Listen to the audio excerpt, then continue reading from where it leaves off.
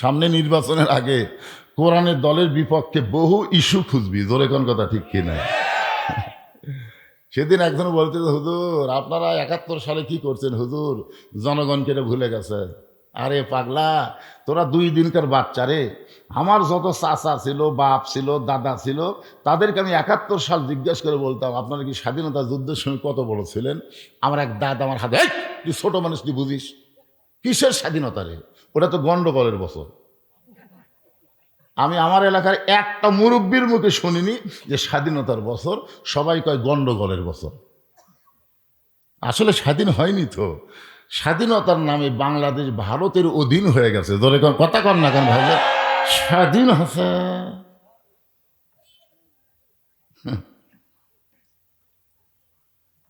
এই জিনিসগুলো আমাদের বোঝা লাগবে, বুঝি না তো। যুবকেরা খালি লাফালাফি করে। 30 লক্ষ মা বোনদের 30 লক্ষ শহীদ হচ্ছে, 30 লক্ষ বলে শহীদ হচ্ছে। আচ্ছা 30 লক্ষ যদি শহীদ হয়, 68,000 গ্রামে কত করে পড়তেছে? প্রতি গ্রামে কত করে পড়তেছে? আমি যেই গ্রামে যেই ইউনিয়নে ওয়াজ করবার যাই, আমি বহু মুরব্বি জিজ্ঞাসা করি যে 71 সালে আপনাকে এলাকায় কয়জন মরিছে? কয় আমার তো জানা নাই। 60 থেকে একজনকে 2-1 মরতে পারে। তাহলে প্রতি ইউনিয়নে, গ্রাম না, প্রতি ইউনিয়ন 2-4 জন 5 জনকে যদি মরে, হিসাব করে দেখা যাবে 50,000ই হবি না, তার 30 লাখ থেকে হলো। এর গাঁজা খড়ি গল্প কইয়া বাংলার মানুষদের ভুলাইছ। আগামীতে কোরআন যখন সংসদে যাবে, এই বাংলাদেশের কোনো গাঁজা খড়ি গল্প চলবে না। ধরে কোন কথা ঠিক কিনা? এই জন্য আল্লাহ বলেছেন, ইয়া আইয়ুহাল্লাযীনা আমানুত্তাকুল্লাহা ওয়া কুনু মা'আস সাদিকিন।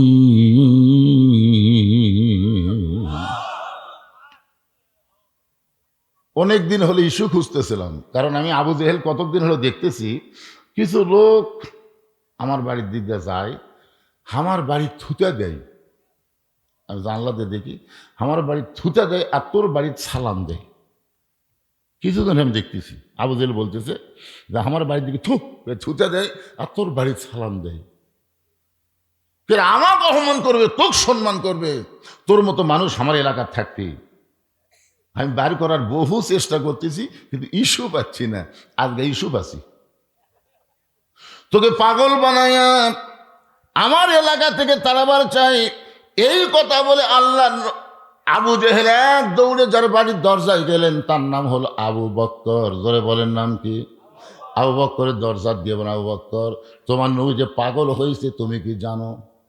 যেই মাত্র কইছে তোমার নবী যে পাগল হইতে তুমি কি জানো, সঙ্গে সঙ্গে আবু বক্কর দরজা খুলে বলতেছে, আবু জেহেল যেই কথা একবার বলেছ এই কথার দ্বিতীয়বার বলবা না। যেই কথা একবার বলেছ এই কথা যদি দ্বিতীয়বার বলো, দ্বিতীয়বার বলো। কি বুঝাচ্ছে?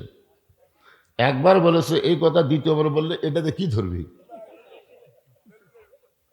আবু জেহেল 3 ধাপ পিছনে দেয়, বলতেছে আবু বক্কর তুমি না নরম মানুষ, তুমি নরম মানুষ, এত গরম হইলে।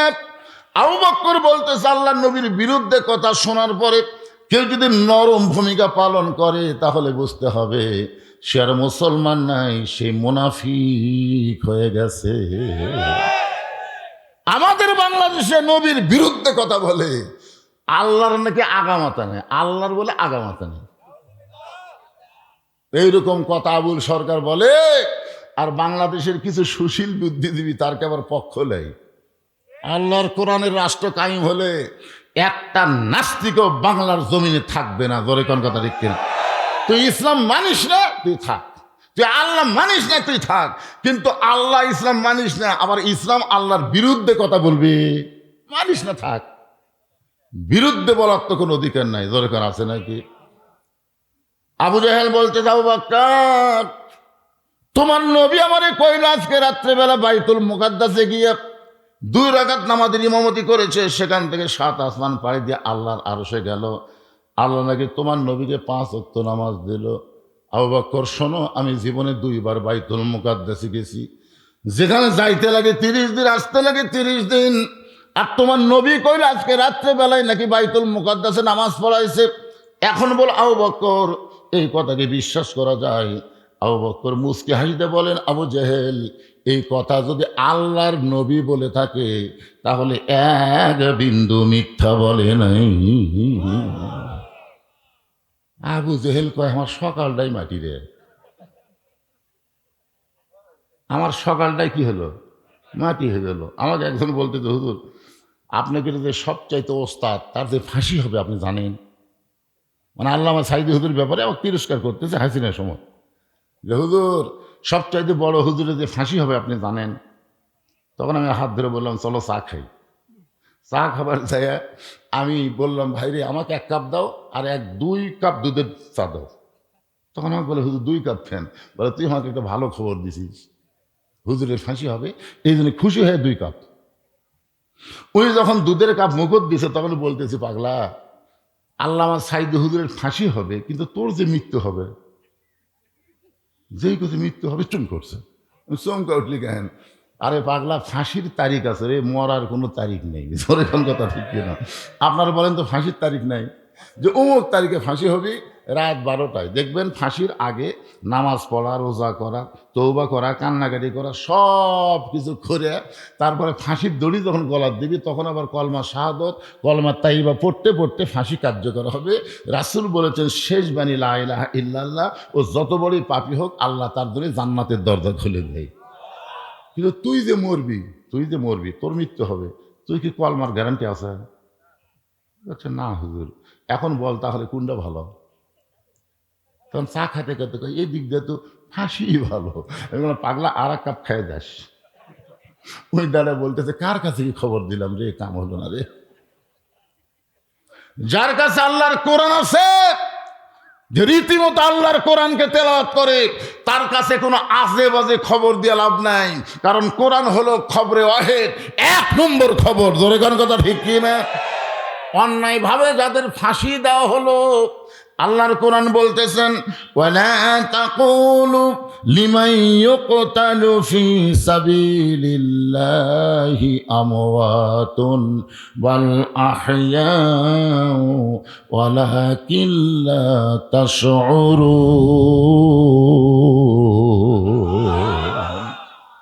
আপনার বলেন তো, এই খবর আমাদের কাছে আছে না নাই? তার মানে কি বুঝলেন? ফাঁসি দেওয়া মানে মরে যাওয়া না, অন্যায়ভাবে হত্যা করা হলো। আল্লাহ বলছেন তাদেরকে মৃত্যু বলো না, আমি আল্লাহ বলতেছি তারা জীবিত। আবু বকর এক দৌড়ে সে দেখে আল্লাহর নবী কাবা ঘরের সঙ্গে হেলান দিয়ে কাঁদতেছেন, নবীর চোখটা দর দর করে পানি পড়তেছে।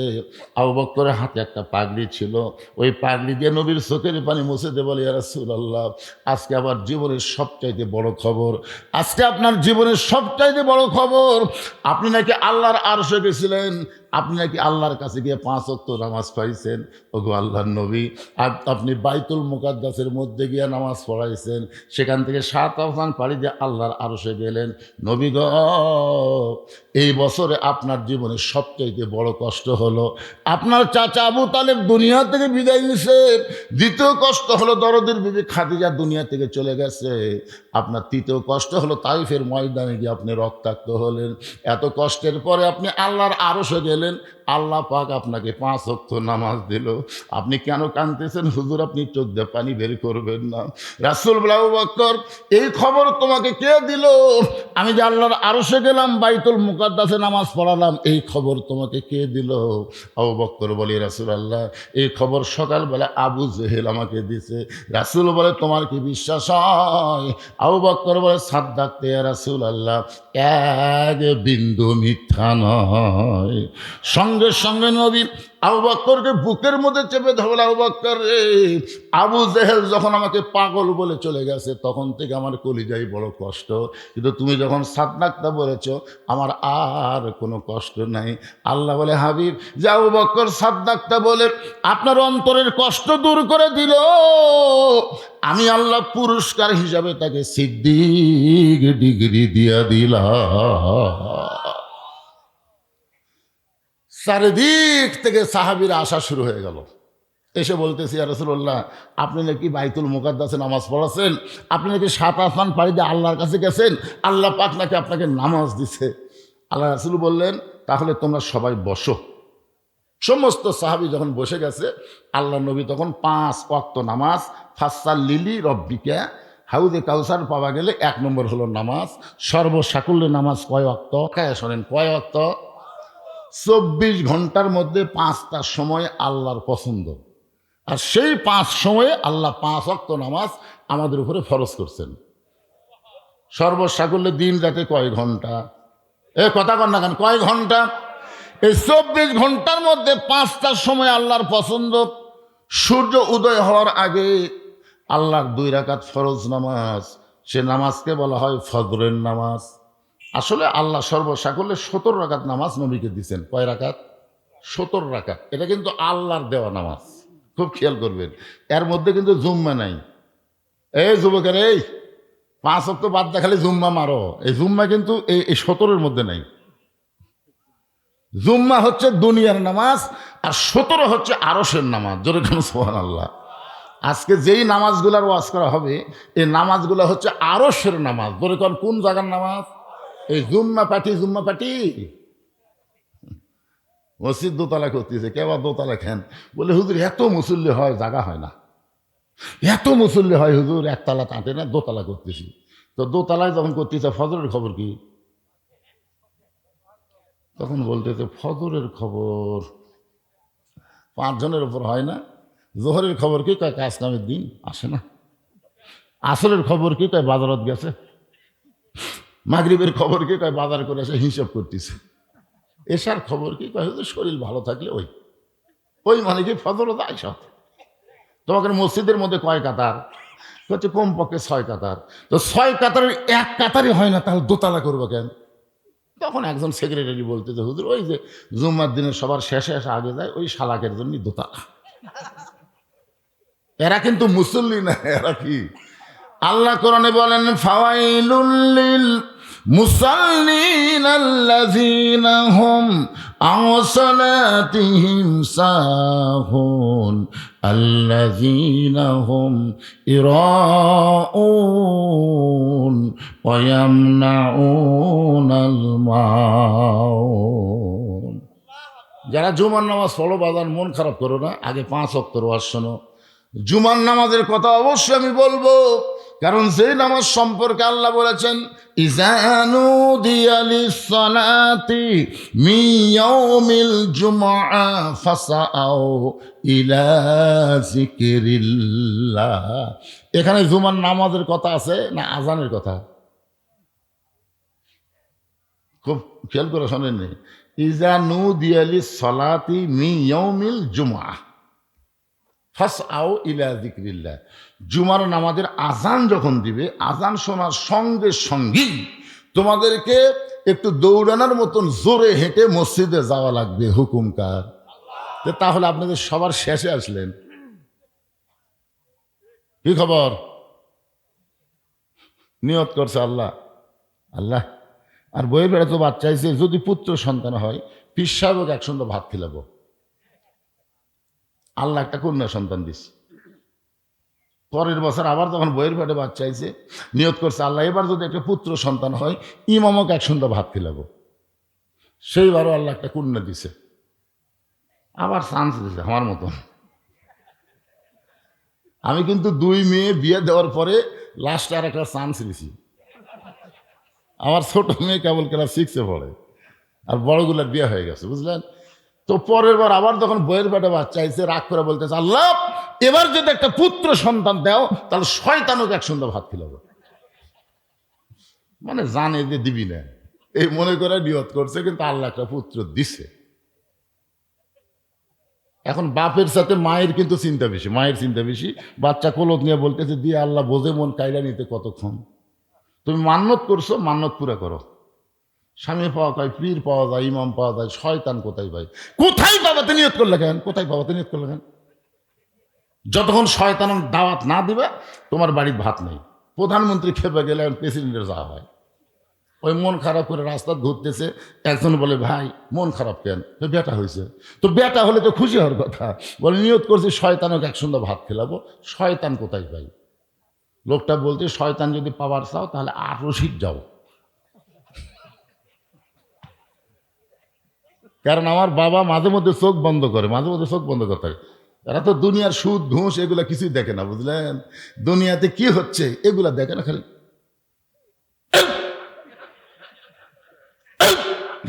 কিছুক্ষণ পর পরে দেই ঝাঁকি, ঝাঁকির চোটে এক মুড়ি পড়ে গেছে। তো বলতেছে, বাবা এত জোরে ঝাঁকি দিলেন, ঝাঁকি সহ্য করবার না পারে কাত হয়ে পড়ে গেছে। তখন বলতে, চোখ বন্ধ করে দিয়ে কাবার ধারে মুরগি ঘুরতেছে, এর থেকে ইলের ধাক্কায় খেতে দিলেন।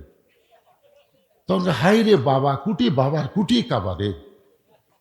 যেই বাবা চোখ বন্ধ করলে গোটা পৃথিবীর খবর বলতে পারে, আমার সেই বাবাই বলতে পারবে শয়তান এখন কোন জায়গায়, যা বাবার কাছে যা। ওই শয়তানকে পাওয়ার জন্য বাবার কাছে গেছে। বাবা কয়, খবর কি রে? কয়, বেটা হয়েছে। তো বেটা হয়েছে তো নিয়ত কি? বলে, শয়তানকে একসঙ্গে ভাত খাওয়াবো। শয়তান খুঁজে পাচ্ছি না, আপনি খুঁজে দেন তো। বাবার হাতে একটা লাঠি ছিল, মারছে বলে, এই তুই নিয়ত করে পারিস না বেটা হলে পীর সাহেব ভাত খেলাবো। পীর সাহেবের নিয়ত করছি, বেটি আছে। ইমামের নিয়ত করাও বেটি আছে। শয়তানও খেলে বেড়েছে যে বেটা আছে।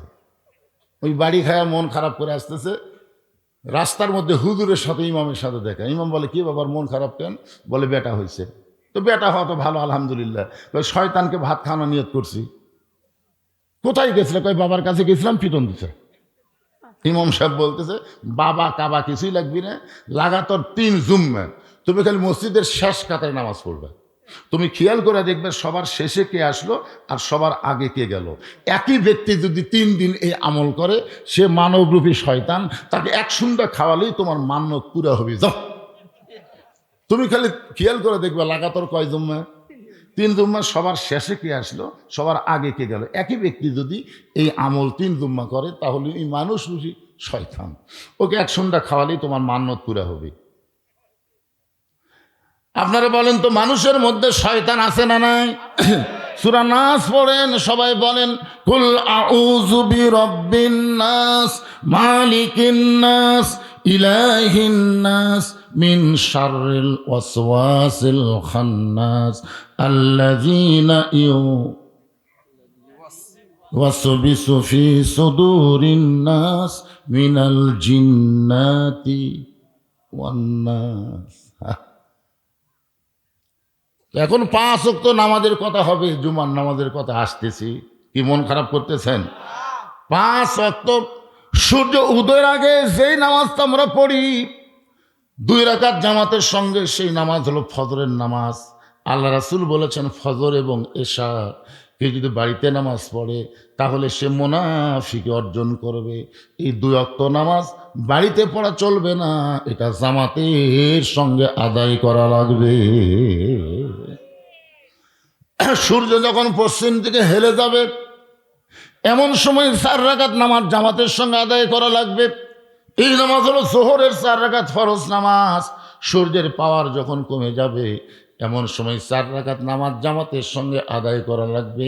এই 4 রাকাত নামাজ হলো আসরের নামাজ। সূর্য অস্ত যাওয়ার সঙ্গে সঙ্গে আজান দিয়ে যেই নামাজ অল্প সময়ের মধ্যে আদায় করা লাগবে, 3 রাকাত ফরজ নামাজ। এই নামাজের নাম হলো মাগরিবের নামাজ। জোরে কোন কোন নামাজ? রাতটা যখন একটু গাঢ় হয়ে যাবে, এমন সময় জামাতের সঙ্গে 4 রাকাত নামাজ আদায় করা লাগবে। এই নামাজটা হলো এশারের নামাজ। এমন সময় হযরত ওমর দাঁড়াইছে। রাসূল বলে, ওমর তুমি মনে হয় কিছু বলবা। ওমর বলতে, হুজুর আপনার 5 ওয়াক্ত নামাজের খবর শুনলাম, কিন্তু আমার কাছে একটু কেমন যেন লাগতেছে। রাসূল বলে, কেমন লাগতেছে?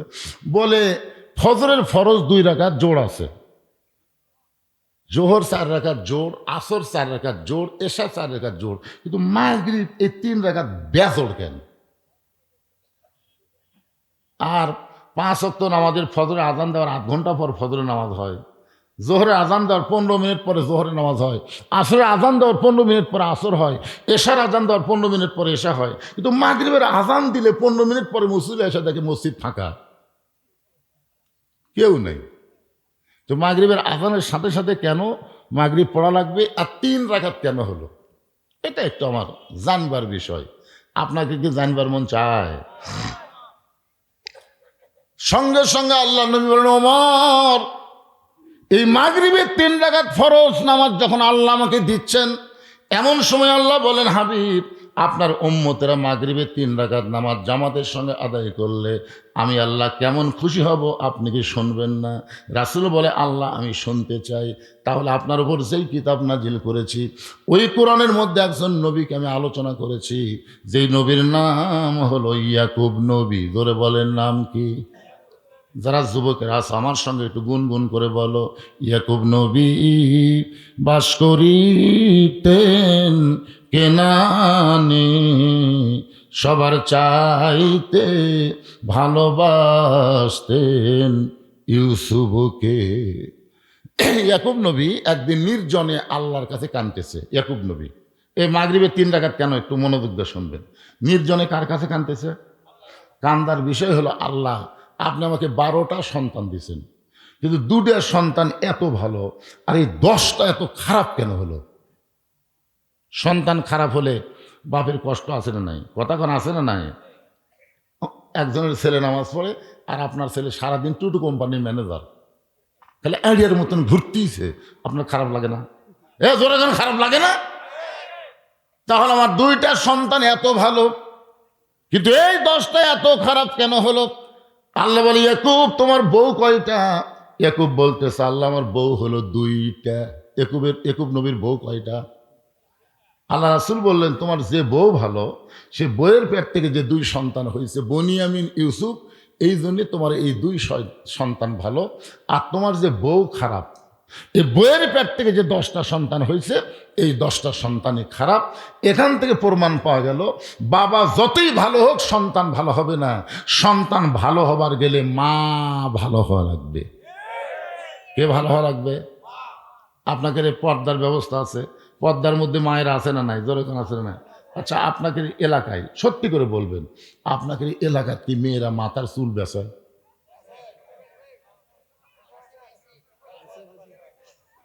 একেবারে জানিয়া করছেন না বুঝে? আচ্ছা, এরকম কোন স্বামী এখানে আছেন যে হুজুর আমার বউ চুল বেচে? এরকম একটা স্বামী আছেন? আজকে যে একটা ওয়াজ হবে, বুঝলেন? না না না, যার বউ বেচে সে স্বামী খাওয়া লাগবে। হ্যাঁ হ্যাঁ, শোনেন, মেয়ে মানুষ মারা গেলে, আপনাকে এলাকায় মেয়ে মানুষ মারা গেলে কয় কাপড় দেন?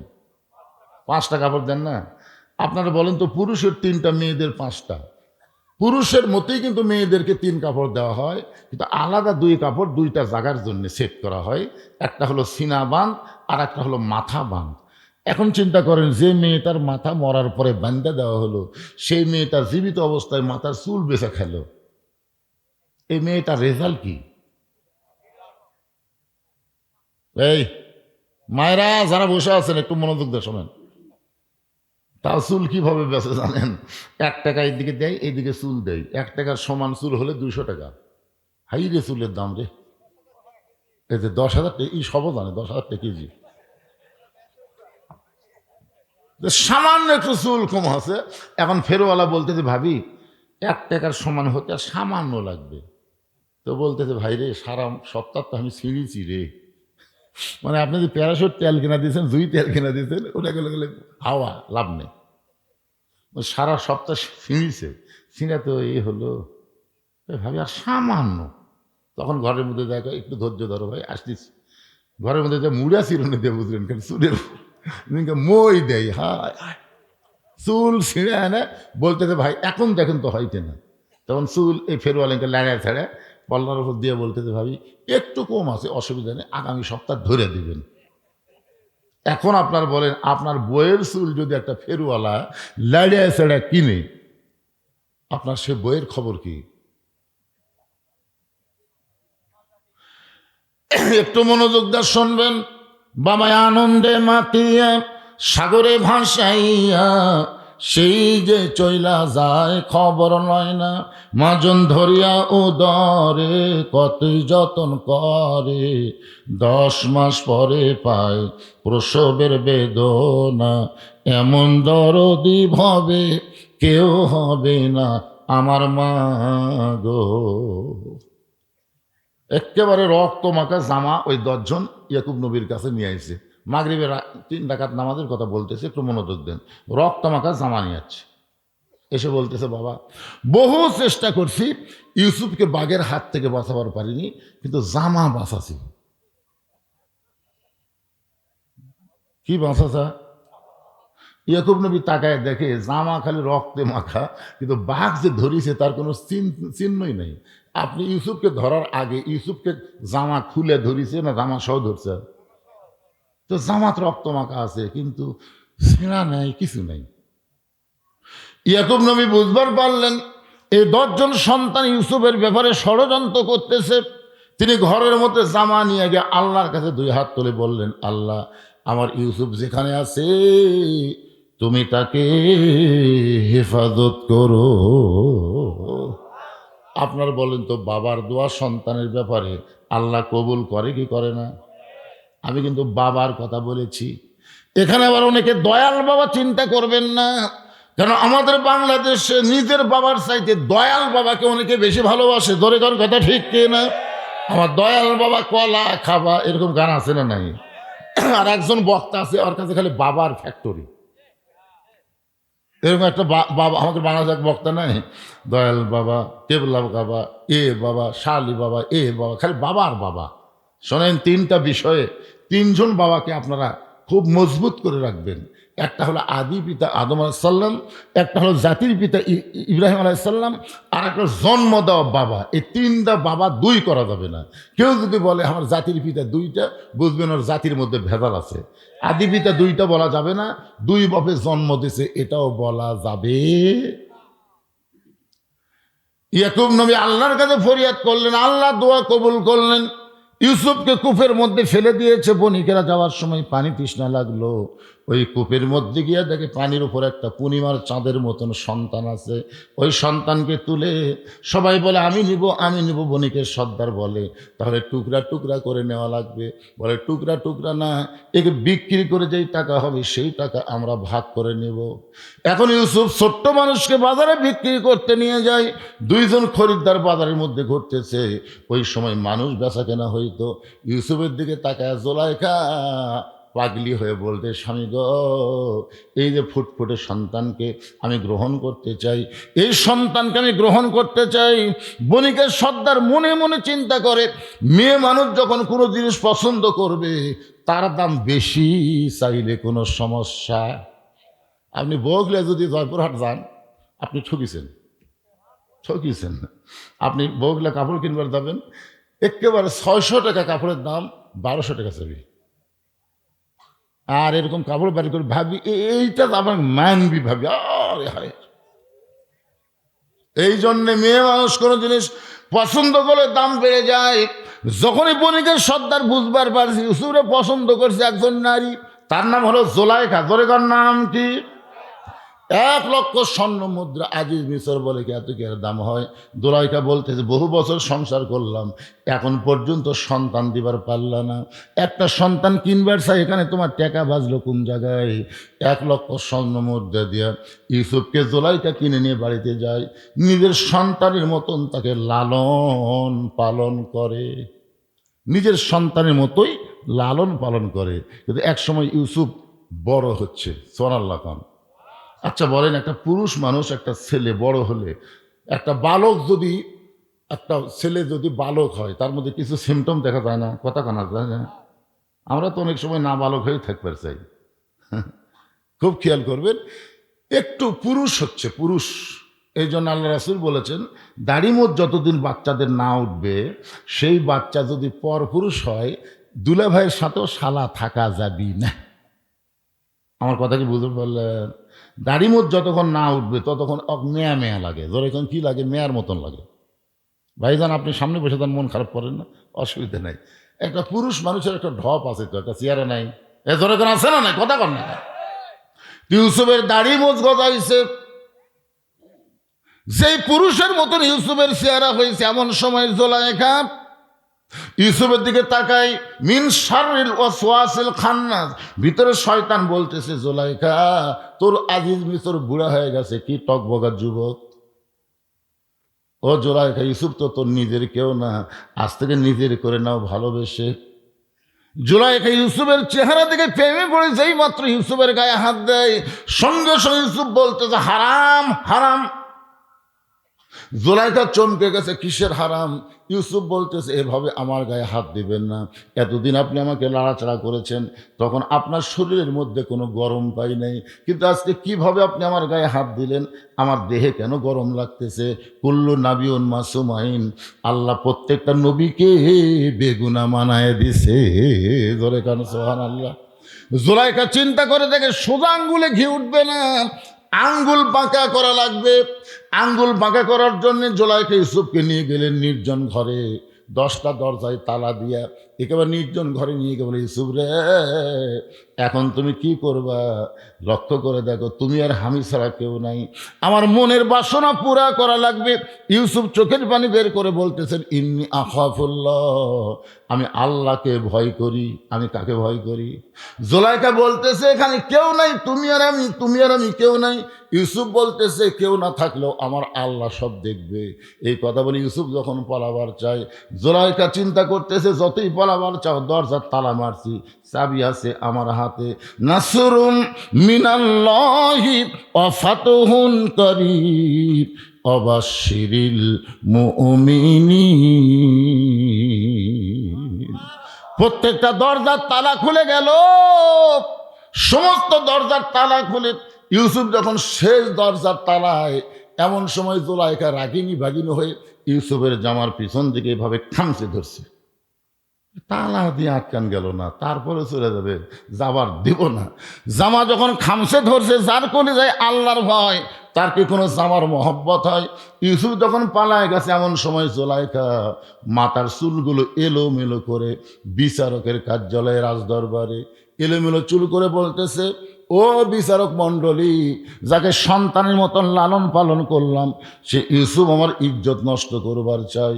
আমাকে এমনভাবে ধরেছিল, আমি যদি আজকে নিজে নিজকে রক্ষা না করতাম, তাহলে আমার ইজ্জত বাঁচাবার পারতাম না। সঙ্গে সঙ্গে সমস্ত বিচারক বলে, জুলাইখা, এমন করে আপনি কাঁদবেন না, অবশ্যই ইউসুফের বিচার হবে।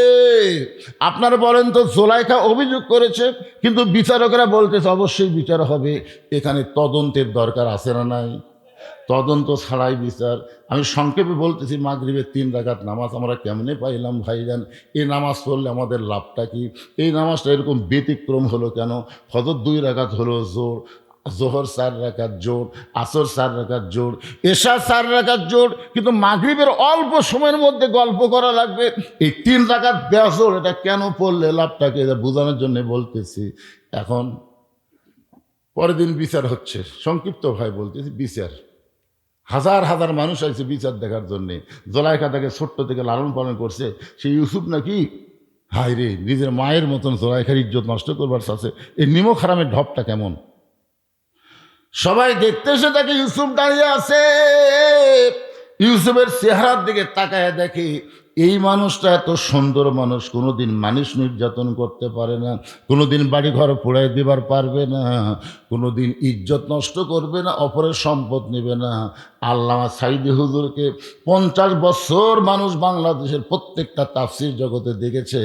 আপনার বলেন তো, তার চেহারার মধ্যে যুদ্ধ অপরাধের কোনো চিহ্ন আছে? মানুষ খুন করছে, বাড়িঘর লুটতারাজ করছে, হাসিনা যেগুলো কেস দিছে, হায় হায়। আল্লাহ কোরআন দিয়ে তদন্ত করলেন, ইন্নামা ইয়াখশাল্লাহ মিন ইবাদিহিল উলামা, বান্দা সময়ের মধ্যে আলেম বান্দারাই সবচাইতে আল্লাহকে বেশি ভয় করে। এ কথা বললেন আল্লাহ, আর হাসিনা বলতেছে আলেমরা নাকি নির্যাতন করে। আপনার বলেন তো, ওনার চেহারার মধ্যে, সুরতের মধ্যে, কথাবার্তার মধ্যে উনি যে যুদ্ধপরাধী, নারী নির্যাতন করছে, এগুলো কি বোঝা যায়? সবাই ইউসুফকে দেখতে আশ্চর্য হয়ে যায়। এত সুন্দর মানুষ, এত সুন্দর মানুষ ওই জুলাইখার ইজ্জত নষ্ট করবে, এটা বিশ্বাস হয় না। এমন সময় প্রধান বিচারপতি বলে, ইউসুফ, যিনি তোমাকে সন্তানের মতন লালন পালন করলো, আর তুমি তার ইজ্জত নষ্ট করবার চাও, তুমি এমন নিমক হারাম হয় না কেন? এই কথা প্রধান বিচারক বারবার যখন বলতেছে, এমন সময় মায়ের কোল থেকে 2.5 মাস, কোনো কিতাবে লিখছে 3 মাসের একটা বাচ্চা জবান খুলে বলতেছে, রে প্রধান বিচারপতি, শুধু জুলাইখা অভিযোগ করলো আর তোমরা ইউসুফের বিচার শুরু করলে। অভিযোগ শুনে বিচার করলে হবে না, তদন্ত করা লাগবে। বিচারপতি কয় কে রে, এটা কে রে, কে কথা বললো রে? তখন এক মা বলতেছে আমার এই বাচ্চা 2.5 মাস বয়স, কি কথা কয়? প্রধান বিচারপতি বলতেছে তা আমার কাছে নিয়ে আসো। প্রধান বিচারপতির কাছে যখন নিয়ে যাওয়া হয়েছে, ওই বাচ্চাটার জবান আল্লাহ খুলে দিছে। বাচ্চা বলতেছে রে বিচারপতি, শুধু অভিযোগ করেছো, অভিযোগ শুনে বিচার করো, তদন্ত করে দেখো, তদন্ত করে দেখো। যদি ইউসুফ জুলাইখাকে ধরবার চায়, ইউসুফ যদি জুলাইখার ইজ্জত নষ্ট করবার চায়, তাহলে জুলাইখার ইজ্জত বাঁচানোর জন্য ইউসুফের জামার সামনে ছিঁড়ে ফানাফাট করে দিবে। কারণ ইউসুফ ধরবার গেছে, ধরে কর কী করবার গেছে, আর জুলাইখা বাঁচবার চায়, তাহলে জামার সামনে ছিঁড়ে ফানাফাট হয়ে যাবে। আর যদি জুলাইখা ইউসুফকে ধরবার চায়, ইউসুফ যদি তার ইজ্জত রক্ষা করতে চায়, তাহলে জামার পিছন দিকে ছেঁড়া হবে। এখন তদন্ত করে দেখো তো ইউসুফের গায়ের জামার খবর কি। সমস্ত বিচারক তদন্ত করে দেখে জামার সামনে তো ছেঁড়া দূরের কথা, কোনো ময়লাও পর্যন্ত নাই। আর পিছন দিকে তাকায় দেখে জামার অনেক জায়গায় ছেঁড়া। সমস্ত বিচারক চোখ বন্ধ করে মনে মনে কয় ইউসুফ তুমি নির্দোষী, কিন্তু আমরা জবান বন্ধ করেছি, আমরা জবান বন্ধ করেছি। ইউসুফ তুমি নির্দোষী, কিন্তু একজনের ভয়ে আমরা জবান বন্ধ করছি। প্রত্যেকটা বিচারকই কিন্তু জানতো আল্লামা সাইদি হুজুর নির্দোষী, ধরে কোন কথা ঠিক না, কিন্তু আমরা জবান বন্ধ করেছি। মানে এমন একটা ভয় দেখাইছে, এমন একটা লোভ দেখাইছে, যে লোভের কারণে চিন্তা করে দেখেন ইউসুফ তুমি নির্দোষী, কিন্তু আমরা জবান খুলবার পারতেছি না, আমরা বড় বিপদে আছি। কিছুক্ষণ পরে আজিজ মিশর জুলাইখার স্বামী বলতেছে এই বিচার করে তদন্তের রিপোর্ট কি, তদন্তের রিপোর্ট কি? প্রধান বিচারপতি বলতেছে ইউসুফ দোষী। কারণ আজিজ মিশর প্রধানমন্ত্রী আর তারই বউ হলো জুলাইখা। আল্লাহ এক সময় ইউসুফকে মিশরের খাদ্যমন্ত্রী শেষ পর্যন্ত প্রেসিডেন্ট বানায় দিয়েছে। সুবহানাল্লাহ কোন। মিশরের যখন খাদ্যমন্ত্রী ইউসুফ নবী, তখন ওই 10 জন, কোন 10 জন? ওই 10টা হাত পা বান্ধে যে কুয়ার মধ্যে ফেলে দিছে, ওরাই আসছে ইউসুফ নবীর সামনে দাঁড়ায় বলতেছে আমরা হলাম কিনান দেশের অধিবাসী, আমাদের বাবা হলো ইয়াকুব নবী, আমরা আপনার কাছে একটু খাদ্য সাহায্য চাই। কিছু চোখ বন্ধ করে দেখি এরাই তো। এতই কান্না কান্দিছি রে আমি, এতই কান্না করছি যে ভাইজান হাত পা বান্ধা কুয়ার মধ্যে ফেলে দিস না ভাই, যদি আমাকে পছন্দ না করিস আমি চলে যাবো যেখানে খুঁজি সেখানে, কিন্তু আমাকে এইভাবে ফেলে দিস না ভাই। এতই কান্দা কান্দিছি, কিন্তু এই 10 জন আমার চোখের পানি দেখেনি, ওরা হাত পা বান্ধা কুয়ার মধ্যে ফেলে দিছে।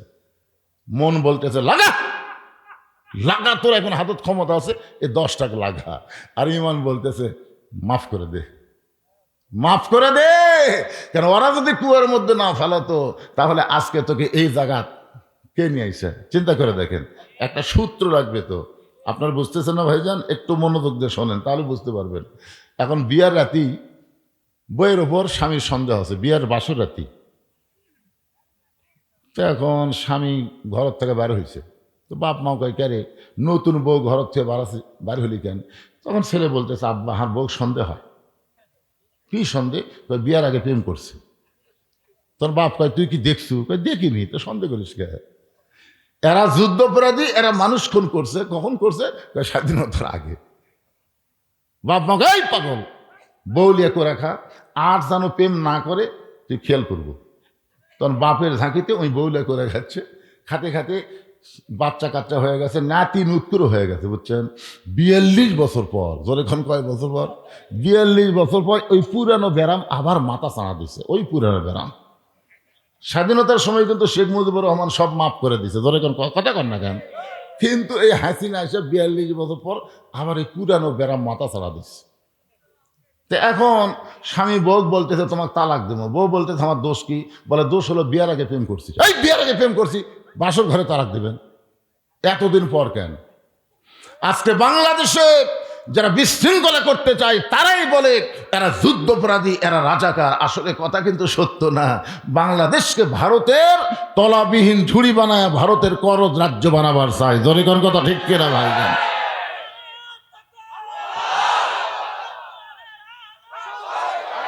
লিল্লাহে তাকবীর।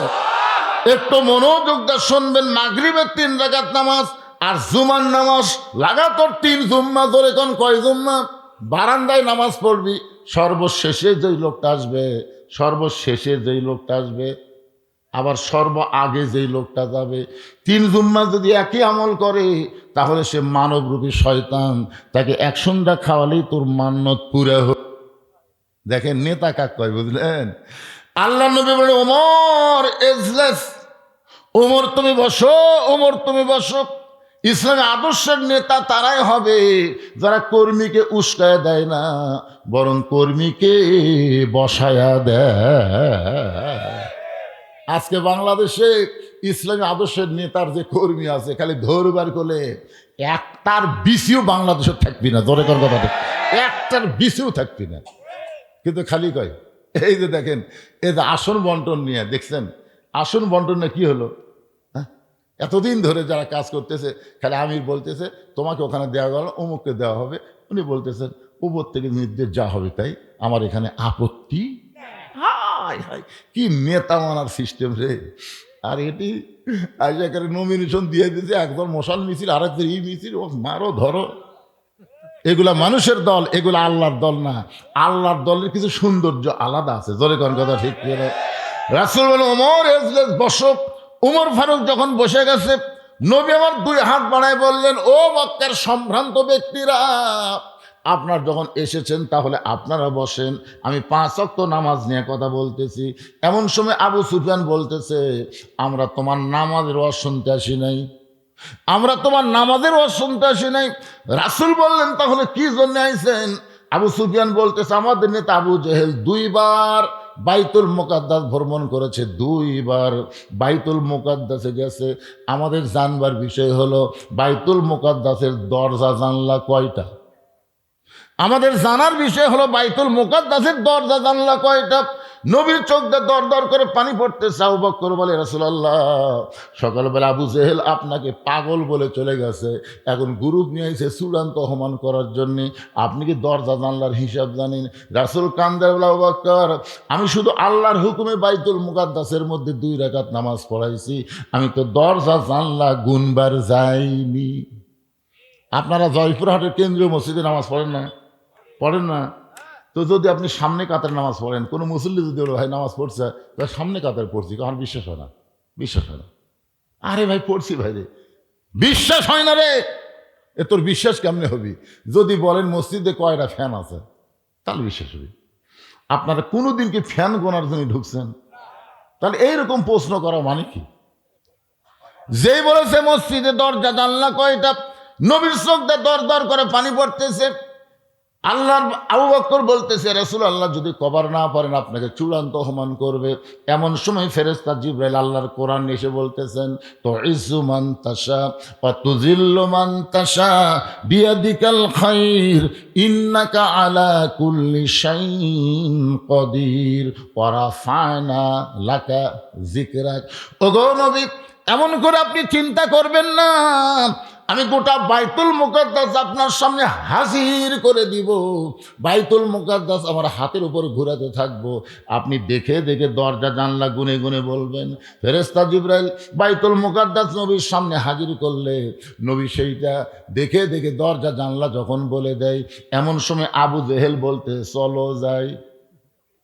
আবু সুফিয়ান বলে, নেতা চূড়ান্ত অপমান করার জন্য আইসি, চলো যাই কেন বলতেছেন? আবু জেহেল বলতেছে, খামাখা গন্ডগোল করে লাভ কি, চলো যাই। আবু সুফিয়ান চিন্তায় পড়ে গেল, এই চলো যাই মানে বোঝা লাগবে, পিছনে পিছনে যাই। তার বলে, নেতা এই চলো যাই মানে কি? বলে, ঘরের মধ্যে চল।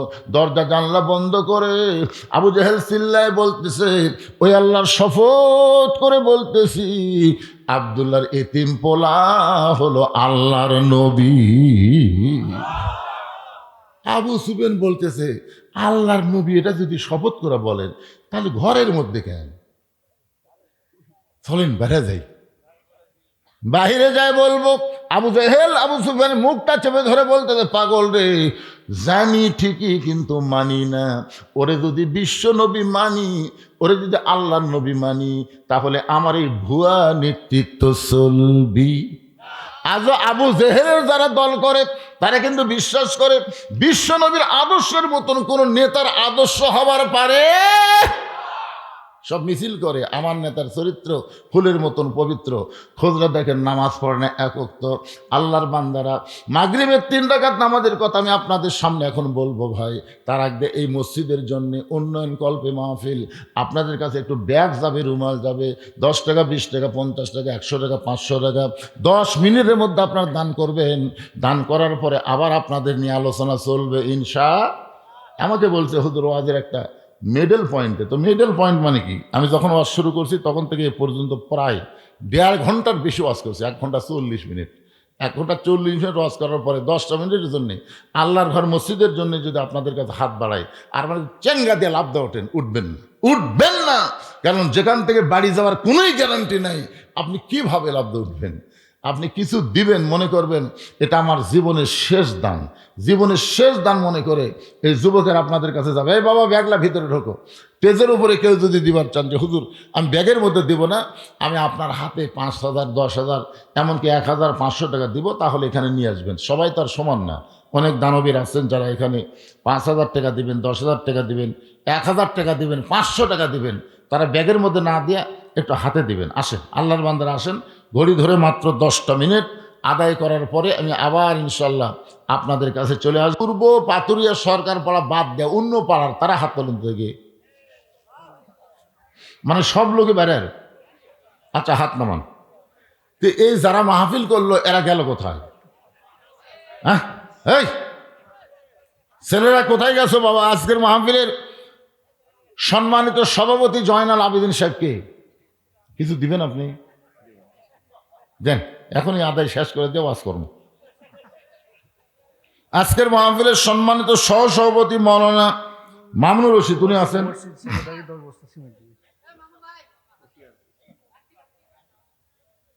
মসজিদের কি সেটা কি? এই মসজিদের সেক্রেটারি সাহেব 10 বস্তা সিমেন্ট দান করবে। লোকই নাই, এ পূর্ব পাথরের লোকই নাই, এরা কি কবি? বাইরের লোক আর কি কবি? এই মসজিদের সভাপতি কে রে? মসজিদের সভাপতি কে? এই মসজিদ কমিটির সভাপতি কোনটা? কোনটা হুজুর? এই হুজুর কি দিবেন আপনি কোন?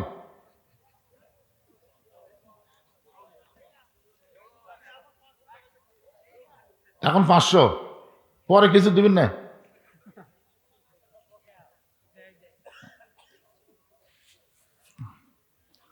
এই যুবকেরা যে এত সুন্দর করে ডেকোরেশন করছে, মাহফিল করতেছে, এই টাকাগুলো কি আগে আদায় করছে? এই গ্রাম থেকে কি আগে আদায় করছে? যদি করে থাকে নতুন করে বারবার শোনেন, মসজিদের মাহফিল তো বাইরের লোকেরা আসে ওয়াজ শুনবার, এদের কাছ থেকে টাকা পয়সা নিলে মন খারাপ করে। আপনাকে মসজিদ আপনারা সাইজ করবেন। প্রত্যেক পাড়ায় পাড়ায় মসজিদ আছে না নাই? জোরে করে আছে না নাই? হ্যাঁ, প্রত্যেক পাড়ায় পাড়ায় মসজিদ আছে। যার পাড়ার মসজিদ তাই সাইজ করবেন। এখানে আপনারা বাইরে থেকে বেশিরভাগই লোক আছেন, গ্রামের লোকই নাই। তো সভাপতি সাহেব 500 টাকা দিবেন।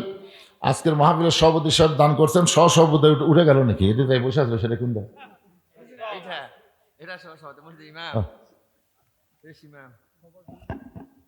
হ্যাঁ, জি জি জি, সেটা বুঝেছি। আদায় দেখলে বোঝা যায়।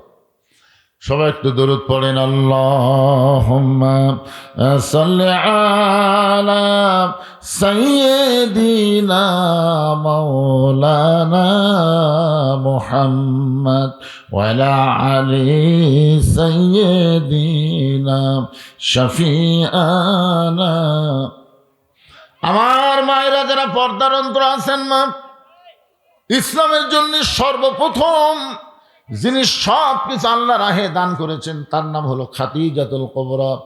নবীর দরদের বিবি খাদিজার সঙ্গে জান্নাতে যাওয়ার জন্য আপনারা আল্লাহর ঘর মসজিদে দান করবেন।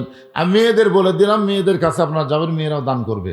আর আপনারা যারা ভিতরে আদায় করলেন এই ব্যাগগুলো নিয়ে টেজর চলে আসেন। এখনই আদায় শেষ করা দেওয়া হলো, এই বেশি আদায়ের দরকার নেই, আগে আদায় হয়েছে। সভাপতি সাহেব বলছে যে আমাদের গ্রামে আগে আমরা আদায় করছি।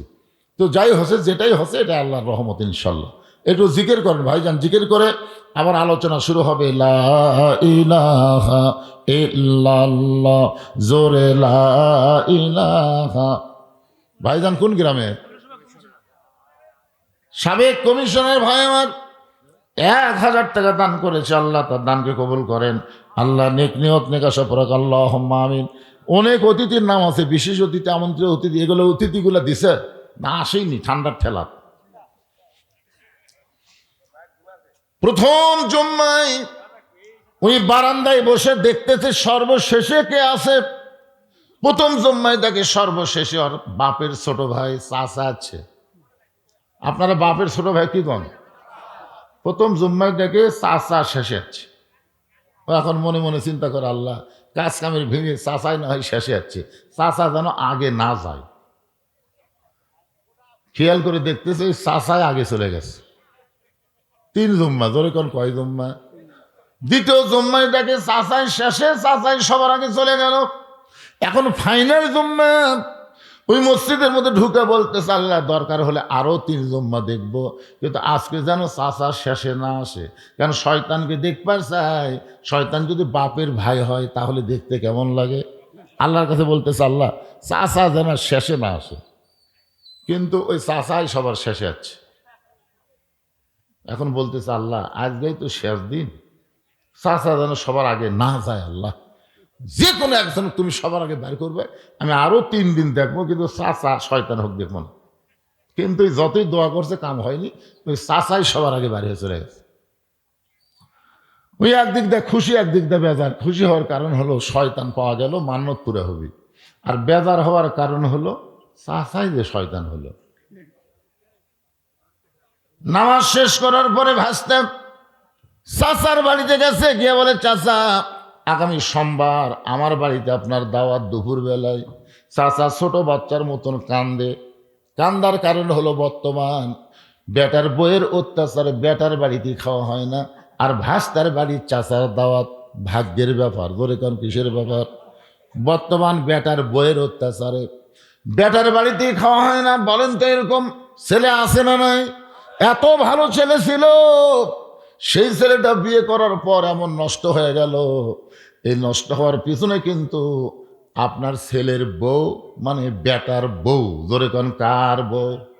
আরে আপনি কি দেখে বিয়ে করেছেন? আপনি কি দেখে আপনার ছেলের বিয়ে করাইছেন? আপনি কি ডিমান্ড নিয়েছেন? আমাকে এক ছেলের বাপ বলতেছে, হুজুর আমি বড় আশা করছি আপনাকে একটু সাথে লিয়ে আমার ছেলে বিয়ে করাবার চাই। তাই আমি বললাম, ভাই বরযাত্রী যারা বাপের কুপুত্র তারা, আমি যাব না। বলে, না হুজুর একটা আশা করছি হুজুর। তো যাই হোক, বারবার কান্নাকাটি করার পরে আমি যাওয়ার জন্য রাজি হলাম। তো যাওয়ার সময় একটা গাড়ির চলে যাচ্ছি, ওই আমার ছেলের বাপ মোবাইল করে বলতেছে মেয়ের বাপকে, সাইডে একটু মোবাইল করে বলতেছে, এই আমাদের সঙ্গে কিন্তু বড় একটা বক্তা যাচ্ছে, তোমরা একটু পর্দার ব্যবস্থা করো। কিসের ব্যবস্থা করো? পর্দার ব্যবস্থা করো, কারণ এই বক্তা যা দেখবি তাই কিন্তু অবদত করবি। এই কথা শুনে আমি শুনবার পেলাম, কিন্তু কিছু করলাম না। যাওয়ার পরে দেখি মাশাআল্লাহ সেই রকম পর্দা, মেয়ের এক সাইডে পুরুষের এক সাইডে, মাঝখানে পর্দা দিয়ে গলি করে দিছে। তো আমি এখন ছেলের বাপকে বলতেছি, ভালো জায়গাত বিয়ে করা চাই, ভালো জায়গাত, কি পর্দা বারে। আসলে জায়গাটা খুবই ভালো, আমার মনে হয় বংশও ভালো। সাইড থেকে একজন বলতেছে, হুজুর এ পর্দা আপনার জন্যে। যেই বলছে আমার জন্যে, তো মানে একদিক দিয়ে আমার খুবই খারাপ লাগলো। আমি কি এতই খারাপ যে আমার জন্য পর্দা? আমি কি বেপর্দা নারীদের দৌড়াতে ধরবো নাকি? তাহলে ওদের জন্য পর্দা না আমার জন্য পর্দা। আবার একসময় মনে করলাম আমি হলাম পুরুষ মানুষ, পুরুষ মানুষের জন্য পর্দা লাগবেই। ধরে কোন কথা ঠিক না? আলহামদুলিল্লাহ খুশি হলাম। যাক, কিছুক্ষণ পরে আমাদের বগুড়াতে নিয়ম আছে, বিয়ে করার আগে মেয়েকে কিছু ছেলের বাপ পরীক্ষা করে। আপনাকে এলাকাতে আছে তো? এরকম মেয়েকে নিয়ে আসলো, নিয়ে আসার পরে আমি বসে আছি, আমার সামনেই মেয়েকে প্রশ্ন করলো, মা তুমি কি আয়াতুল কুরসি জানো? আমি চিন্তা করলাম কোরআনের সবচাইতে বড় আয়াত, গুরুত্বপূর্ণ আয়াত, পারবি? এই চিন্তা করতে করতে মেয়েটা আয়াতুল কুরসি শুনাই দিল। সুবহানাল্লাহ খান। কিছুক্ষণ পরে এখন ছেলের বাপ বলতেছে, মা দোয়ায় কুনুত একটু বলো তো। আমি চিন্তা করলাম আমার মসজিদের অনেক মুসল্লি সূরা ইখলাস দিয়ে বেতের পড়ে, দোয়া কুনুত জানে না, হয়তো পারবি না। দেখি মেয়েটা দোয়া কুনুত পারলো। তারপরে ছেলের বাপ বলতেছে, মা সূরা হাসরের শেষ 3 আয়াত পড়ো তো। তো মেয়েটা যে হুয়াল্লাহুল্লাযী তাসবিহ হওয়ার কারণে আটকে গেছে, মানে একই হওয়ার কারণে আটকে গেছে। ছেলের বাপ খালি বল হচ্ছে না, ভালো করে কও। যতই ভালো করে কবার কয় ততই আটকে যায়। ছেলের বাপ বলতেছে, না হলো না। আমি কোনো হলো হয়েছে, আয়াতুল কুরসি পারছে, দোয়া কুনুত পারছে, আর এটা পারবি না? যাও মা, তুমি গোল্ডেন এ প্লাস, তুমি ফার্স্ট যাও। মেয়েটা যখন গেছে তখন ছেলের বাপ বললাম যে আপনার ছেলে ক্লিয়ে আসেন। তখন আমাকে বলতে, হুজুর আপনি না আমাকে দলের লোক। আমি বললাম, পাগলা, তোমাকে দলের মধ্যেই ছিলাম, কিন্তু যখন আমাকে বিচারকের আসনে বসায় মেয়েকে পরীক্ষা করলে তখন সিলেক্ট করা লাগবে না। কারণ এক পক্ষে বিচার করলে হবে না। ইন্নাল্লাহা ইয়ামুরুকুম আন তুআদ্দুল আমানাতি ইলা আহলিহা ওয়া ইযা হাকামতুম বাইনান নাস আন তাহকুমু বিল আদল। আল্লাহু আকবার। কিছুক্ষণ পর আনবেই না, জোর করে নিয়ে আসলো। আমি জিজ্ঞাসা করলাম, বাবা আয়াতুল কুরসি বলো তো। ছেলেটা বলতেছে, আয়াতুল কুরসি কি হুজুর? আমি ওর বাপের দিকে তাকাই আছে, বাপের দিকে তাকাই আছে, বাপ খালি। আর বাবুক বললাম, কে রে ভাই, মেয়েটা আয়াতুল কুরসি পারলো আর আপনার বেটা বলতেছে আয়াতুল কুরসি কি হুজুর? এখন আপনি কোন এটা কে? ছেলের বাপ বলতেছে, বেটা না হুজুর, এটা পাটা হুজুর, এটা পুরো পাটা হুজুর, সারাদিন খালি ওগুলা বেড়ায় ঘরে, এই জন্যই তো বিয়ে করাচ্ছে হুজুর, বিয়ে করলে যদি ভালো হয়। ছেলের বাপ নিজেই বিয়ের অনুষ্ঠানে বলতেছে এটা বেটা না, এটা হলো পাটা। তা আপনাকে এলাকার ছেলেদের খবর কি ভাই জান? শোনেন, ডিমান্ড নেবেন না, মহারানা নগদ দিবেন। ডিমান্ড যদি না নিয়ে মহারানা নগদ দেন, আপনার বেটার বউ কোনোদিন বউ দরজাল হবে না, আপনার বেটার বউ বৌমা হয়ে যাবে। ধরে কোন ঠিক কিনা?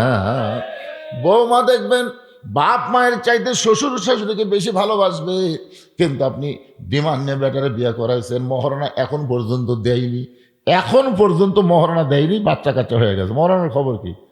দিম হুজুর, কি হবে? আল্লাহ রাসূলের জামাতা হযরত আলী সবচাইতে গরিব মানুষ, সে আলীর মহারণা নগদ। জোরে কান সুবহানাল্লাহ। মহারণা বাকি তো আর কোনো কথাই নেই, কিন্তু আমাদের বাংলাদেশে নগদ মহারণা হয় না। একটু মনোযোগ দিয়ে শুনবেন। মুরব্বী কান্দার বলে, বর্তমানে বইয়ের অত্যাচারে বেটার বাড়িতে দাওয়াত হয় না, আর তুই চাচা হয়ে আমাকে দাওয়াত দিলি। ঠিক আছে বাবা, সোমবার দিন যাবো, কোনো টেনশন নাই। এখন স্বামী আসে বউ বলতেছে, তোমার বেটার আর কোনো টেনশন নাই, শয়তানক দাওয়াত দিয়াচ্ছি। বউ বলতেছে, শয়তানের সাইজ কিরকম? তুমি যে শয়তানক দাওয়াত দিলে তার সাইজ কিরকম? স্বামী বলতেছে, খবরদার, সোমবার দিন দুপুরবেলা শয়তান আসবে, তুই একটা কথা তান বলিস না। তুই কথা বললে শয়তান যদি না খায় ফেরত যায়, তোর বেটা কিন্তু বাঁচবি না। এমন শর্ত দেওয়া দিছে। এখন সোমবার দিন চাচা ভালো পোশাক পাতি পরে বের হয়েছে, রাস্তার মধ্যে মুরব্বীদের সঙ্গে দেখা হয়। মুরব্বীরা বলে, কোথায় যাবা? বলে ভাস্তা দাওয়াত দিছে। সমস্ত মুরব্বী বলে, বেটার বাড়িতে বাপের দাওয়াত হয় না, আর তুই ভাস্তার বাড়ির দাওয়াত পাইলি, তোর ভাগ্য ভালো। ওই বকত থাবা দেখা আমি হলাম সেই চাচা। এখন দরজা দিয়ে বলতেছে, আব্দুল্লাহ আমি চাচা দরজায়। বউ দৌড়ে গিয়ে স্বামীর কাছে বলতেছে, তুমি না কইলা শয়তান আসবে, কিন্তু যেভাবে ডাকতেছে মনে হয় তোমার বাপের ছোট ভাই। স্বামী আঙ্গুল তুলে বলতে, তো কইনি, চুপ। যদি বেটা বাঁচাবার চাস জবান যেন খুলিস না। যেই মাত্র চাচা বাড়ির মধ্যে আইছে, বাড়ির মধ্যে ঢুকেই বলে, বেটা আমি একটু দোয়া করবার চাই। আব্দুল্লাহ ভাস্তা বলে, দোয়া না, আগে খাওয়া। আগে খাওয়া দাওয়া করেন, তারপরে দোয়া। কারণ ভাস্তা জানে শয়তান যদি দোয়া করে দোয়া উল্টা হবে, এই জন্য আগে খাবার দেয়। আর বইয়ের কাছে বারবার বলতে যে, খবরদার কিছু বলিস না, এটাই শয়তান, এরে খাওয়াইলে ইমান্নত পুরা হবে। বউ বলতে যে, কেমনে শয়তান? বলে, পরে বলবো, আগে কামটা হয়ে যাক। খাওয়া দাওয়া যখন শেষ হয়ে গেছে, এমন সময় চাচা বলতেছে, বাবা আমি একটু দোয়া করি, এত টাকা খরচ করে তুই চাচারে খাওয়াইলি, আমি একটু দোয়া করি। ভাস্তা হাতে হাসি দিয়ে বলতে, শয়তানের দোয়ার দরকার নাই। চাচা বলে, শয়তান মানে? বলে, শয়তান মানে আমার হুজুর কইছে, আমার হুজুর কইছে জুমার দিনে সবার শেষে আগে যাবে। এই কাম যদি লাগাতার 3 জুম্মা করে, তাহলে সে শয়তান, তাকে এক সন্ধ্যা খাওয়ালি মান্যত পুরা হবে। কারণ বেটা হওয়ার পরে নিয়ত করছি, আল্লাহ আমি শয়তানকে এক সন্ধ্যা ভাত খাওয়াবো। এটা শয়তান ক্ষুধা পাচ্ছে না, আপনি যে শয়তান, এটা হুজুর না করলে তো আমি বুঝতাম না। চাচা বলতেছে কয় জুম্মার কথা কছে? বলে 3 জুম্মা। আমি যেদিন থেকে নামাজ শুরু করছি সেদিন থেকে একই কাম করতেছি, সবার শেষে যাই আগে আসি। ব্যস্ত করি তাহলে কি হলো রে? 3 জুম্মা যদি শয়তান হয় তাহলে 100 জুম্মাত কি হবে, 200 জুম্মাত কি হবে? যারা এখানে জুম্মা নামাজ পড়তেছেন ভাইজান, 5 ওয়াক্ত পড়েন না, আপনাদের খবর কি? হাসির কথা না। মসজিদের উন্নয়ন কল্পে মাহফিল। মসজিদের উন্নয়ন মানে মসজিদ টাইস ফাইস দিয়ে সেরকম সাইজ করা না। মসজিদের উন্নয়ন হচ্ছে মুসল্লি কালেকশন করা। জোরে কথা কন না কেন? মুসল্লি কালেকশন হবে জুমার দিনে। ইমাম সাহেব খুতবা দেবে। ইমাম সাহেব যখন খুতবা দেয়, ওই খুতবাটা আমাদের বাংলাদেশে বিশেষ করে হানাফি মাযহাবের মধ্যে আরবিতে খুতবা দেয়, মুসল্লি বুঝবার পারে না। এই জন্য খুতবার আগে বাংলা দিয়া ওই খুতবার উপরে তাফসির করে বোঝানো দরকার। জোরে কোন ঠিক কিনা? যেরকম এখানে একজন বলল বর্তমান প্রেক্ষাপটকে সামনে নিয়ে হুজুর যেন তাফসির করে। বর্তমান প্রেক্ষাপট কি? 12ই ফেব্রুয়ারি। বর্তমান প্রেক্ষাপট কি? 12ই ফেব্রুয়ারি। 12ই ফেব্রুয়ারিতে হয়ে যাবে। আপনি কাক দিবেন? আপনি দিবেন আপনার আমানতটা কাক দিবেন? আপনার আমানত, এত বড় ভোট, আপনার যে আমানত আল্লাহ আপনাকে দিছে, এটা কি আপনি দেখে শুনে দিবেন না? আজকে তো আমাদের এলাকায় মিছিল হচ্ছে, আমার ভোট আমি দিব, যাকে খুশি তাকেই দিব। যাকে খুশি তাকে দিবার পারবেন না তো। আমার ভোট আমি দিব দেখে শুনে বুঝে ভালো মানুষকে দিব। জোরে কোন কথা ঠিক কিনা? ভালো মানুষকে দিব। এই ভালো মানুষ যত ভালো কাজ করবে, ওই ভালো কাজ করার কারণে সবের একটা অংশ আল্লাহ আমার আমল নামাত দিবে। আর খারাপ মানুষকে দিবেন, ওই যত চুরি চামারি করবি ওই আমল নামার মধ্যে পাপ ঢুকবি। হাসের ময়দানে দেখবেন আপনার আমল নামার মধ্যে বস্তা আছে, সিমেন্টের রড আছে, ইটে আছে। কেরে আমি জীবনে মেম্বার চেয়ারম্যান হইনি, আমার আমল নামাত বস্তা সিমেন্ট ইট কেন? পাগলা তুই যাক ভোট দিস ওই মারিছে, তুই মারলে খালি ওর মারা হলো, তোর মারা হলো না, তুই যে সাক্ষী দিলি। এই জন্য বর্তমান প্রেক্ষাপট হলো সামনে নির্বাচন, দেখে শোনা কাম সারা লাগবে। ধরে কোন কথা ঠিক কিনা? এই নির্বাচনটা যদি কোরআনের পক্ষে হয় তাহলে নামাজের জন্য কোনো ওয়াজ করা লাগবে না। নামাজ 5 ওয়াক্ত সংসদ থেকেই পাশ হয়ে যাবে। আল্লাহ কোরআনে বলেছেন আল্লাযীনা ইম্মাক্কান্নাহুম ফিল আরদ, মুসলমানের মধ্যে কাউকে যখন ক্ষমতা দেওয়া হবে তার 1 নম্বর দায়িত্ব হলো আকামুস সালাত, নামাজ কায়েম করো। বাদান একটু খেয়াল করবেন, ফাসাল্লি রাব্বিকা 1 নম্বর হলো নামাজ, ওয়ানহার 2 নম্বর কুরবানি। মানে 2টা আমল যারা করতে পারবে তারাই পান করবে হাউজে কাউসারের পানি। এখন আপনারা বলেন এই কুরবানি মানে গরু খাসি কুরবানি না, এই কুরবানির নাম হলো ওসমান হাদি। এই কুরবানির নাম কি? আকাশেতে লক্ষ তারা, একটা চাঁদের আলো, 1000 কোটি মানুষের চাইতে একজন ওসমান হাদি ভালো। এই কুরবানি মানে বাতিলের সঙ্গে আপোষ করা না। এই কুরবানি মানে বাতিলের সঙ্গে আপোষ না করে হকের পক্ষে প্রয়োজন হলে নিজের জীবন দেওয়া লাগতে পারে। ধরে কর কথা কর না কেন? এই জন্য একটা গানও আছে, ইমানের দাবি যদি কুরবানি হয় সেই দাবি ঘরে বসে থাকা নয়।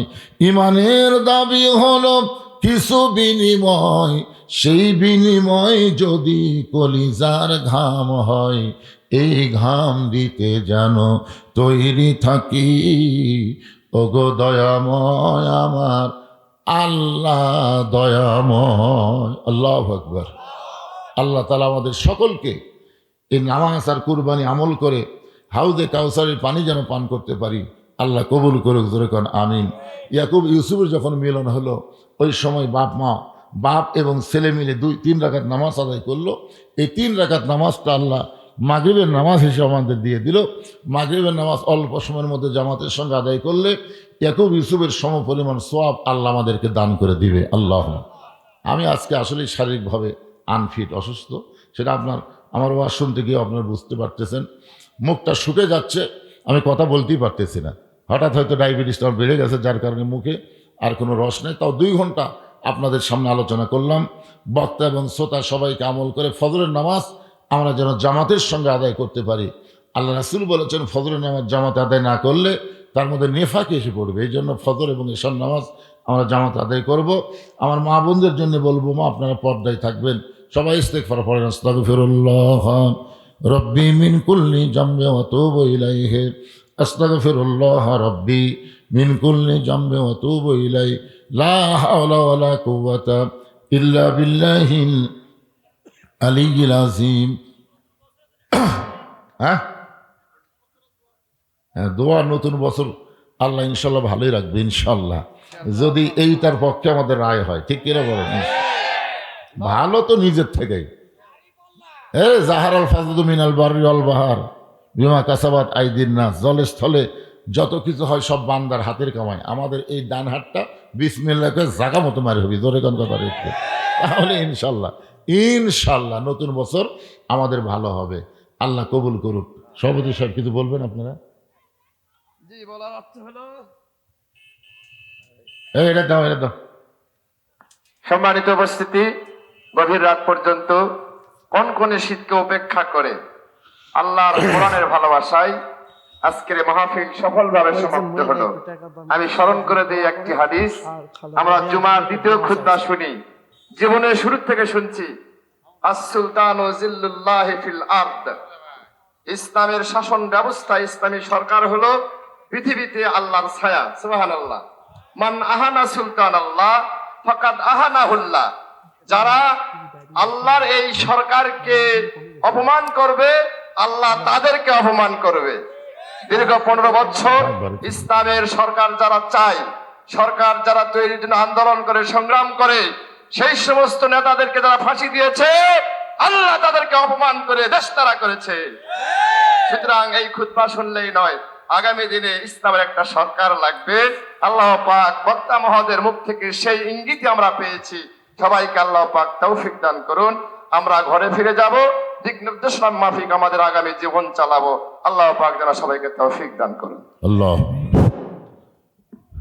অনেকে দান করেছে, মেয়েদের মধ্যেও দান করেছে। মাহফিলের ব্যাপারে দেশে বাহিরে যারাও দান করেছে, সকলের জন্য প্রাণ খুলে দেওয়া হবে ইনশাল্লাহ। বিশেষ করে 3 বারের সাবেক প্রধানমন্ত্রী আপসীর নেত্রী, আজকে তার দাফন হয়েছে, তার জন্য দোয়া করবো। আল্লাহ পাক তার কবরটাকে জান্নাতের উচ্চ মাকামে কবুল করুক। জোরে কোন আমিন। সবার জন্য দোয়া হবে, হাত তুলে আল্লাহুম্মা আমিন। আল্লাহুম্মা আনতাস সালাম ওয়া মিনকাস সালাম, তাবারাকতা ইয়া যাল জালালি ওয়াল ইকরাম।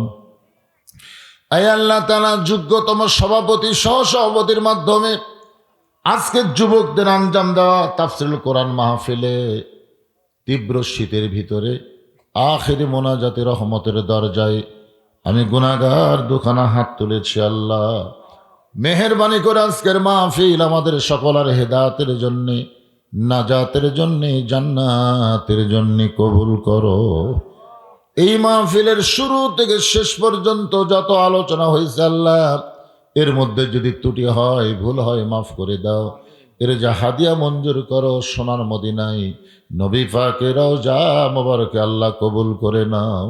তামাম আম্বিয়াই কেরাম, আসহাবে কেরাম, তাবিনী কেরাম, তাবা তাবিনী কেরাম, তামাম পৃথিবীর মাটির নিচে যত মুমিন মুমিনা শুয়ে আছে আল্লাহ, সকল আর ওয়াফরে হাদিয়া কবুল করো। আল্লাহ আমরা যারা হাত তুলেছি, আমাদের মধ্যে যাদের দুঃখিনী মা কবরে চলে গেছে, ছোট্ট একটা শব্দ হলো মা, এই নামের কি মধু, যাদের মা নাই তারাই বুঝতেছে। এই দরদের মা যাদের কবরে গেছে আল্লাহ, মেহেরবানি করে মায়ের কবরকে জান্নাতের টুকরা বানিয়ে দাও। আমাদের দরদের বাপ বাড়িঘর সহায় সম্পত্তি সব রাইখা ইতিম হয়ে যাদের কবরে গেল আল্লাহ, মেহেরবানি করে বাবার কবর জান্নাতের টুকরা বানায় দাও। আমাদের দাদা দাদি নানান আত্মীয় স্বজন শ্বশুর শাশুড়ি যাদের কবরে গেছে আল্লাহ, কবরবাসীদের মাফ করে দাও। আল্লাহ পূর্ব পাতুরিয়া সরকার পাড়া মসজিদকে কিয়ামত পর্যন্ত কবুল করে নাও। যেই যুবকেরা কষ্ট করে মেহনত করে এত সুন্দর আয়োজন করেছে আল্লাহ, যুবকগুলোকে 5 ওয়াক্ত নামাজি কবুল করে নাও। আল্লাহ যেই কোরআন শুনলে কলিজা ভরে যায়, সেই কোরআন যে কত সুন্দর, বাংলার মুসলমানকে একটা বারের জন্য হলো কোরআনের শাসন দেখার তৌফিক দিয়ে দাও। আয় আল্লাহ তাআলা, আমার মা বোনেরা পর্দার অন্তরালে বসে বসে ওয়াজ শুনেছে, আবিদা সালিহা পর্দানশী কবুল করে মা ফাতেমার চরিত্র দান করো। আল্লাহ আমি অসুস্থ, আমার মতো অসুস্থ অবস্থায় যারা হাত তুলেছে সবাইকে সুস্থতার নিয়ামত দান করে দাও। আজকের মাহফিলের সম্মানিত সভাপতিকে আল্লাহ তুমি কবুল করো, সহসভাপতি কবুল করো, মসজিদ কমিটির সভাপতি, সহসভাপতি, সেক্রেটারি, আল্লাহ মসজিদের ইমাম, মুয়াজ্জিন, খতিব, মুসল্লিদের আল্লাহ তুমি কবুল করো। আল্লাহ গোটা বিশ্বের মুসলমানকে আল্লাহ তুমি হেফাজত করো। খাস করে তোমার দরবার আরজ করি আল্লাহ, দেশ নেত্রী বেগম খালেদা জিয়া আলেমুল আমাদের অত্যন্ত ভালোবাসতেন। মহিলাটা অত্যন্ত ভদ্র ছিল, তার ভাষার শালীনতা ছিল, কোনোদিন কাউকে কটাক্ষ করে এমন কোনো কথা বলে নাই। সেই ভালো মানুষটা আজকে দুনিয়া থেকে চলে গেল। আল্লাহ চলাফেরায় যদি কোনো ত্রুটি ভুল হয়ে যায় মাফ করে দিয়ে তার কবরটাকে জান্নাতের টুকরা হিসাবে কবুল করে নাও। আল্লাহ তার স্বামী শহীদ প্রেসিডেন্ট জিয়াউর রহমান, আল্লাহ তাকে হত্যা করা হলো চিটাগাংয়ের সার্কিট হাউসে। তার বিপকেস খুলে পাওয়া গেল জয় নামাদার কোরআন। আল্লাহ স্বামীর পাশে আছে কি সময়িত হলো। আল্লাহ দুইটা কবরকেই তুমি জান্নাতের টুকরা কবুল করে নাও। আল্লাহ সংসপ্ত পরিবারের প্রতি রহমত বরকতের দরজা খুলে দাও, ধৈর্য ধারণ করার তৌফিক দিয়ে দাও। মাবুদ একটা বছর আমাদের মাঝ থেকে বিদায় হয়ে চলে গেছে আল্লাহ। 25 সাল কি করেছি আল্লাহ আমরা জানি না। ভালোর চাইতে হয়তো মন্দই বেশি করে ফেলেছি। মোনাজাতের মাধ্যমে তোমার কাছে তওবা করতেছি আল্লাহ। আল্লাহ যে বছরটা চলে যাচ্ছে বিদায় হয়ে যত পাপ করেছি আল্লাহ মাফ করে দাও। 26 সাল ইমানের সাথে ইজ্জতের সাথে আমলের জিন্দেগি যেন কবুল হয়, কবুল করে নাও আল্লাহ। 26 সালে বাংলাদেশে আল্লাহ তোমার কোরআনের বিজয় আমরা দেখতে চাই, এমন তৌফিক আমাদেরকে দান করে দাও। সুবহানা রাব্বিকা রাব্বিল ইজ্জাতি আম্মা ইয়াসিফুন ওয়া সালামুন আলাল মুরসালিন ওয়ালহামদুলিল্লাহি রাব্বিল আলামিন। ওয়াজাল আখিরাতি কালিমাতুন ইনদাল মাউত লা ইলাহা ইল্লাল্লাহু মুহাম্মাদুর রাসূলুল্লাহ সাল্লাল্লাহু আলাইহি সাল্লাম। আসসালামু আলাইকুম ওয়া রাহমাতুল্লাহি ওয়া বারাকাতুহু।